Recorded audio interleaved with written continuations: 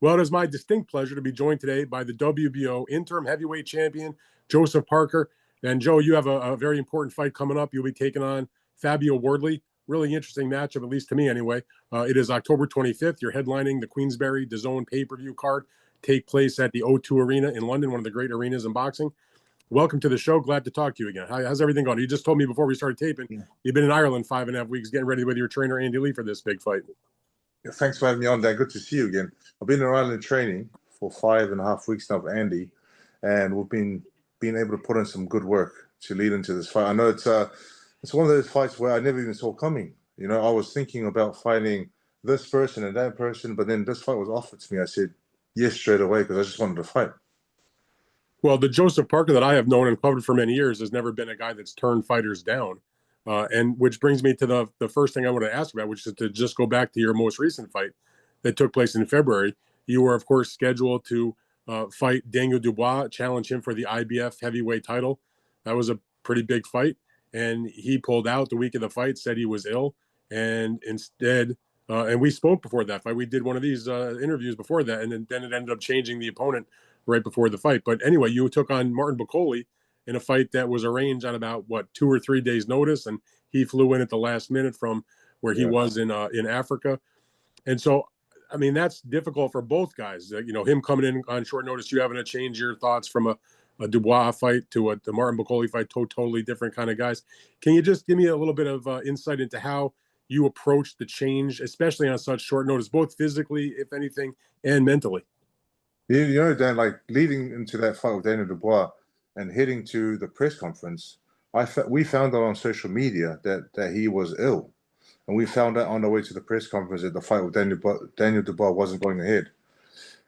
So the last minute change, obviously grateful to Martin Bakole for putting up his hand. And I mean, as soon as Daniel Dubois pulled out, I saw tweets on Twitter saying Martin is ready and Martin will take the fight. And so we're just looking through the list of who I wanted Martin Bakole because I knew how tough he was, but I didn't know that what his preparation was or if he was training or where he was in the world. I just thought, you know what, I've had great sparring with him and went back and forth, and I just love to fight him. And, you know, he flew in, and my mindset at the time was, I don't care who I fight. I've been preparing for the championship of the world, Daniel Dubois. I just need someone to be in front of me so I can, you know, let my hands go. So that was the mindset. I wasn't really worried about who it was. Okay, so I get turned out maybe he wasn't in ideal condition because it was on such short notice. He wasn't in a full training camp, but I don't think that can take anything away from you going in there with such a big man and not just winning, but doing so very emphatically, stopping him, big knockout in the second round. So some people will say, well, you know, short notice, he wasn't ready. So, of course, Joseph was able to beat him pretty easily. On the other hand, hey, Martin Bakole's a tough dude no matter whether he's in training or not. He's a big man. He's got a big punch. How do you assess your performance and given the circumstances? Given the circumstances, I was thrilled to have an opponent and thrilled to finish the fight how it did. And just always listen. After the fight, he was okay. Made sure that he was, you know, he went back home with to his family, but he was well paid. You know, and Right. you know, so, but it was one of those things where I at the time I just didn't really care who to fight because I was preparing for the championship of the world and I was ready to go. And so as I assessed the performance, good to get the win, but on to the next. Right. Well, on to the next. I mean, you were challenging Dubois for the IBF title, but when the fight was changed, you then were defending your WBO interim title, which puts you in position where next up was supposed to be Oleksandr Usyk, who was allowed to face Daniel Dubois, who, by the way, got sick and then suddenly finds himself in that fight. Some people suggest that maybe he bailed on you so as not to possibly blow the fight with Usyk, but that's, I guess, a conversation for another day. In any event, you know, he fought the rematch with Usyk, and Usyk knocked him out very emphatically once again. And again, Joseph Paker's supposed to be next up. He says he's got some nagging injuries, a back injury put in for an exception with the WBO to sort of put off the mandatory, leaves you in a position where you can either sit and wait or you can go out there and fight like you're going to do on October 25th. You know, to me anyway, Joe, and I don't think I'm in the minority here, that you clearly deserve a heavyweight championship fight with the way that you've been fighting over your last several bouts. Did you think about waiting for him? And like, what was your mindset about like okay, you know what? I'm not going to get him right away. He's going to be out for a while. So I want to fight. And, now you got a very tough looking opponent in Wardley in front of you. My mindset, again, after the fight with Martin Bakole, I went back to New Zealand with George Lockhart, and we were training. I thought I'd be in New Zealand for 2 or 3 months building away, building on the weights and the running and a little bit of boxing here and there, but I never thought I was going to be there until August. Right. So I thought I was going to fight in July, then it got pushed out to August and September, now October. So But did you think it was going to be Usyk or somebody else? I thought, no, I instructed the team, please lock in the fight with Usyk. And when the months were going by, days and weeks and then months, I just thought to myself, you know what, stuff this. I just want to fight. Give me anyone and everyone. So once again, you're waiting for Usyk, but you obviously have a very tough nut in front of you in terms of Fabio Wardley. One thing before you get to the Wardley fight, when you were looking to get the fight with Usyk, I mean, I follow you on social media.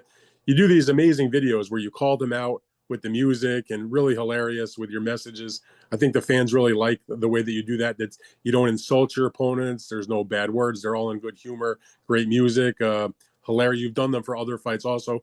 I've seen your wife in some of your videos. I think I've seen your kids in videos. How did you come up with that sort of creative thing to do that? Because I have to say, of all the guys out there who are at the top level of boxing, you have the most entertaining call outs of anybody I've ever seen.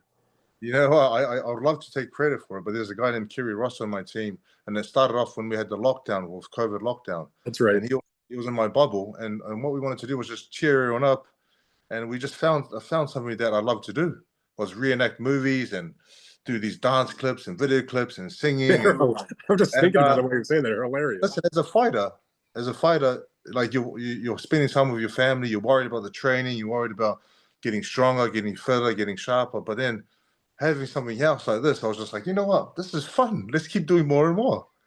And it's just nice. You seem to me anyway, as of all the fighters I talk to and cover and interview and write about and everything, that you approach everything. I know this is serious business, a lot of money at stake. There's obviously people's health at stake, but you seem to approach your events, your fights, everything with a certain sense of joy that I just don't see, frankly, in a lot of other fighters. Am I wrong? Do you really seem to enjoy like the whole spectacle of the whole thing?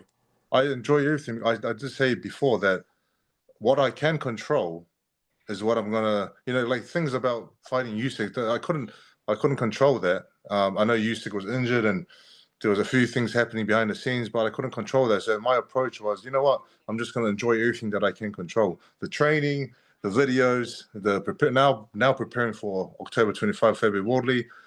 I think time is precious. Time's too short to be in some sort of mood. You just gotta, I don't know. I have my family with me here in Ireland, and I'm happy. I'm happy. I got the best of both worlds. I got my team here. I got my family up the road, 5-6 minutes up the road. I can see them every day. I'm just, life is very good and very, very beautiful.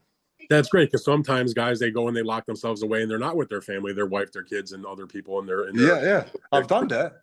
Yeah. And I feel that this approach is a lot better and a lot more, because I'm not worried about them back in New Zealand. I can see them every day, and I can see them grow. And then when you're missing out 8 weeks or 10 weeks at a time, it's just too long.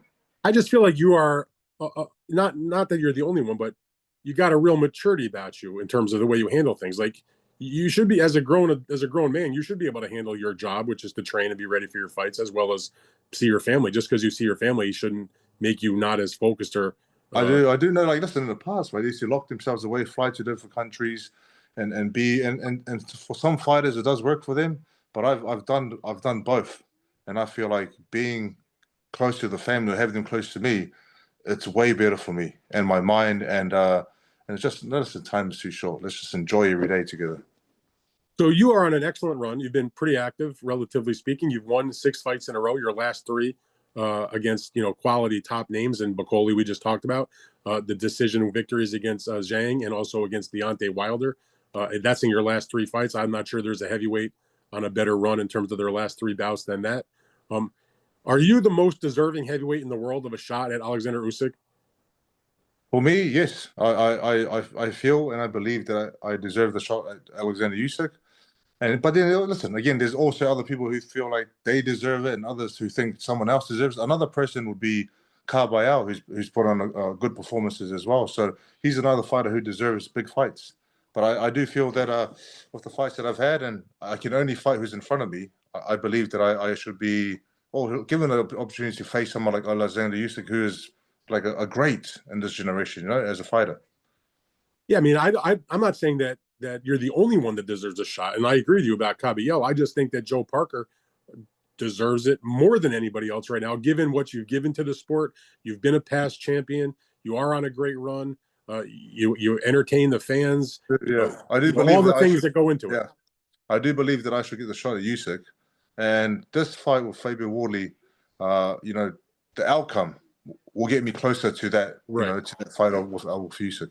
So Fabio Wardley, he's on a pretty good run himself. He's he had a nice knockout that at the time was sort of perceived as a 50-50 fight against Delier. That was a Saudi Arabia fight. He had it was a tremendous battle. It was a draw, but against Frazier Clark, super entertaining fight of the year. Came back in the rematch, drilled him in the first round. Spectacular performance in that. And then some drama in his last fight, way behind on the scorecards against Justice Hooney, who I know you're awfully familiar with, coming from the same part of the world as both of you guys do. And he rallied for that big one-punch knockout. So he's done some things also. He picked up an interim title as well of the WBA. How do you feel like you match up with him? He's got big punch. He's a big man also. Not as much pro experience as you at the highest level. So how do you look at this matchup? Yeah, I see him as another fighter who's got a big right hand. I know, and it's I'm not just going to look at his last fight and think, you know what, he was down on the cards and you just have to avoid his right hand. When you look at it, like you said, you named the David Adelaide fight, and you named the the fights of Frazier Clark. So each fight presents a different sort of task and challenge, And I think with him, he's young, he's fresh, he's got his own goals, he's determined, he carries the power all the way through. So it's a different challenge to someone like Zhang or Bakole came last minute, also Wilder, who couldn't really land something. I just have to be on my game and use my experience. And I've been in the game longer than he has. So I feel like the experience part is going to pay a lot of benefits. Well, when I look at the matchup, I see a Joseph Parker that is more versatile than Fabio Wardley. He's got, obviously, as you mentioned, he's got a tremendous right hand, can knock out anybody. He's won all of his fights by knockout except for one of his victories. But do you see it that way, that if you can somehow negate or avoid or just, not take the full brunt of the right hand, that puts you in a position where you could do a lot of things, whether it's use your jab or outbox or use your movement? I do feel like I have a lot more weapons in my and also a lot more, with that experience and all the weapons that I do have and combinations and knowing when to throw, timing and everything.